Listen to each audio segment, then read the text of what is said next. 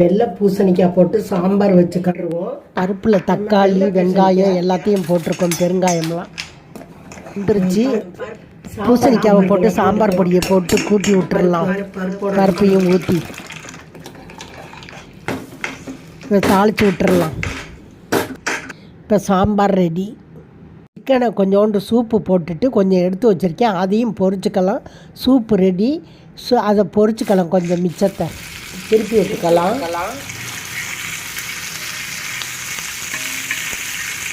சிக்கனும் ready.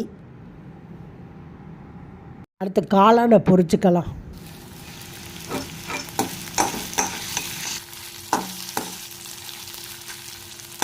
காளானும் ready ஆகிருச்சு. அதை ஒரு தட்டில் மாற்றிக்கலாம். நேற்று எடுத்து வச்ச இறாலும் இருந்துச்சு, அதையும் பொரித்து கொஞ்சம் வச்சுக்கிட்டோம். எல்லாமே ரெடி ஆகிருச்சு. உங்களுக்கு இது பிடிச்சிருந்தா லைக் பண்ணுங்கள், ஷேர்